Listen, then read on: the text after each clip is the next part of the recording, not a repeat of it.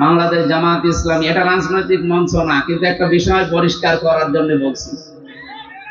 একটা মাজলুম দলের উপরে আকীদা এই শব্দটা নিয়ে জুলুম করা হচ্ছে, বিশেষ করে বাংলাদেশ এই দেশে। আমি অন্যান্য দেশে যেয়ে পাইনি, ভারতে গেছি বহু জায়গায়, না এ শব্দ তারা তোলে না। পাকিস্তানে গেছি পাইনি। বিশ্বের অন্যান্য যত মুসলিম অমুসলিম দেশ আছে অনেকগুলো দেশে আল্লাহ আমাকে নিয়েছে। এই শব্দটা বাংলাদেশে কারা করাচ্ছে, কেন করাচ্ছে আমি জানি না।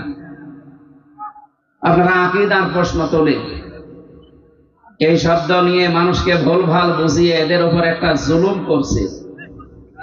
আকীদা যদি এদের খারাপ হবে, এদের নিবন্ধন বাতিল হয়ে গেল কোন কারণে? এদের আকীদা তো ওইটা, কোরআনে কারিমে আল্লাহ আন্নাল কুওয়াতা লিল্লাহি জামিআ দিয়েছে, সব ক্ষমতার উৎসকে বাংলাদেশ জামাত ইসলামী এটা রাজনৈতিক মঞ্চ না, কিন্তু একটা বিষয় পরিষ্কার করার জন্য বলছি।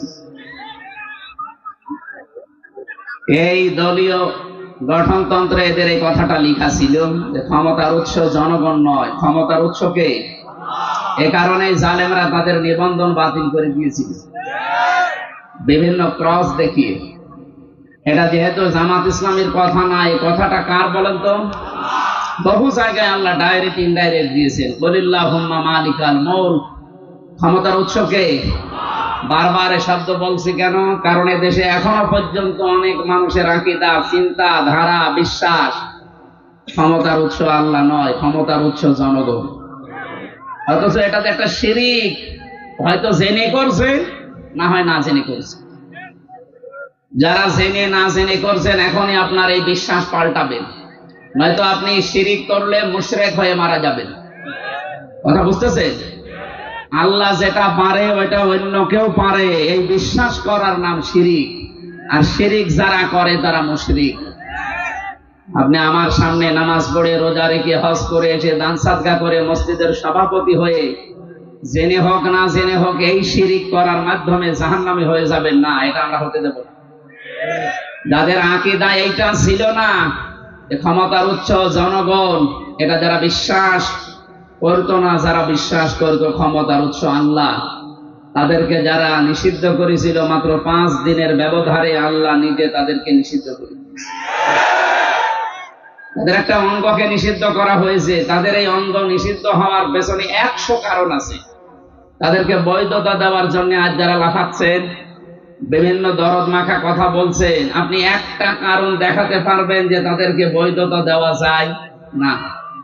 আমার এই মোবাইলে আছে 100টা কারণ আমি দেখাতে পারবো। নিম্ন কারণ হচ্ছে তারা 100 মেয়েকে ধর্ষণ করার পরে মিষ্টি বিলিয়েছে।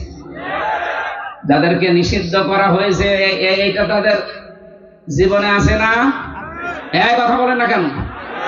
যে 100টা মেয়েকে জাহাঙ্গীরনগর বিশ্ববিদ্যালয়ে ধর্ষণ করা হয়, ওগুলো হয় আমার মেয়ে না আমার বোন?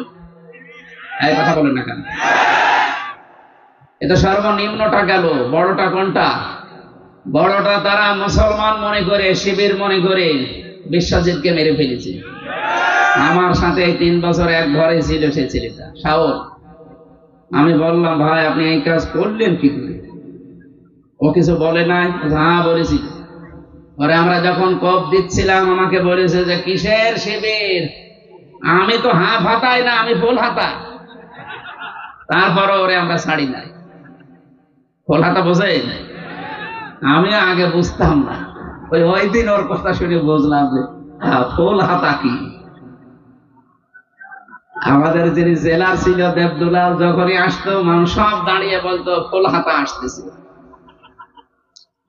আমরা যেহেতু ওখানে 100 জনের প্রায় 96 ভাগই, 100 জনের মনে হয় 96 জন আমরা মুসলমান ছিলাম, বাকি 4 জন 5 জন হয়তো অন্যান্য ধর্মের ছিল। অন্য ধর্মে যারা আছে তারা তো আর হাফ হাতা না ফুল হাতা? হাফ হাতা, তারা ফুল হাতা। বলেন তো, যারা ফুল হাতাকেও ছেড়ে দেয় না, শিবির মনে করে মেরে ফেলে, সেই জায়গায় তাদের অপরাধ আর কোথায় পৌঁছাবে?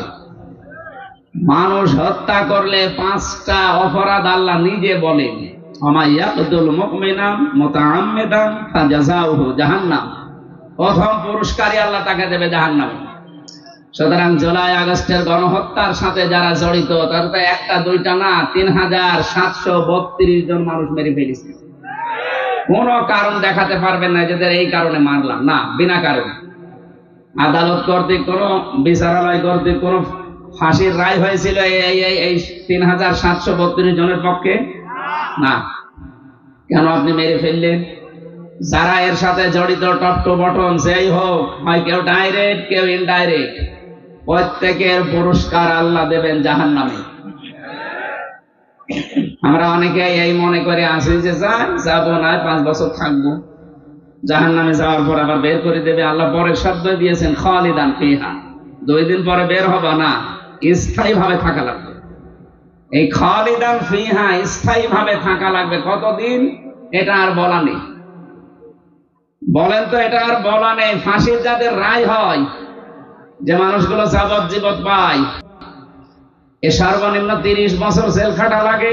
কাজকর্ম করে দিলে 22 বছর, এর নিচে নেই। 22 বছর আপনাকে খাটাই লাগবে।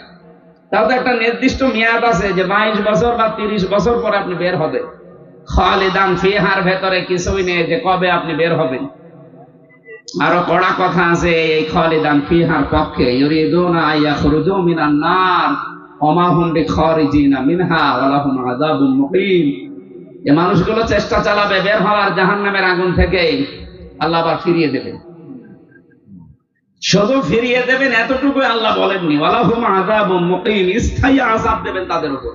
বের হওয়ার চেষ্টা করলে আযাব বেড়ে যাবে। আফামান হাক্কা আলাইহি কালিমাতুল আযাব আফা আনতা তুনকিযু মান ফিন নার। আমি আল্লাহ যাকে নির্ধারিত শাস্তি লিখে দিয়ে জাহান্নামে পাঠিয়ে দিয়েছি, হে নবী আপনি কি পারবেন ওকে জাহান্নামের আগুন থেকে বের করে নিয়ে আসতে? তার মানে এরকম অপরাধে যারা অপরাধী, বিশেষ করে 3টা, তার ভেতরে মানুষ হত্যা একটা, আরো 2টা আমি বাকি পরে বলবো। যারা মানুষ হত্যার সাথে জড়িত, সে যেই হোক, বিশ্বাস করেন কোরআনে কারীম জানাচ্ছে তাদেরকে স্থায়ী ভাবে জাহান্নামে থাকা লাগবে। কোন বাবা কোন পীর সাহেব আপনাকে বাঁচাতে পারবে না। আল্লাহ এতটুকু যদি শেষ করে দিতেন, তাও তো আমরা আয়াতটা অন্তত এ পর্যন্ত বলে শেষ করতাম। এর পরের শব্দগুলো আরো কঠিন। আল্লাহ পাক বলেন ওয়ালা আনাহু, আমি নিজে তাকে লানত দেব। আগাদিবাল্লাহু আলাইহি, আমি নিজে আল্লাহ তার উপরে রেগে থাকবো। ওয়া'আদ্দা লাহু আযাবাম মুহিনা আযাবান আযীমা, যন্ত্রণাদায়ক শাস্তি আমি আল্লাহ তার জন্য রেডি করে রাখলাম। জোরে বলেন নাউযুবিল্লাহ। আমার আফসোস হয় তাদের জন্য যারা ইচ্ছাই হোক অনিচ্ছাই হোক এই মানুষ হত্যার সাথে যারা জড়িত ছিলেন। পৃথিবীর বিষয়টা বলছি এই কারণে, এখন এদের যদি বিচার করা না হয়, আগামীতে যারা চেয়ারে বসবে এরা আরো বেপরোয়া হবে।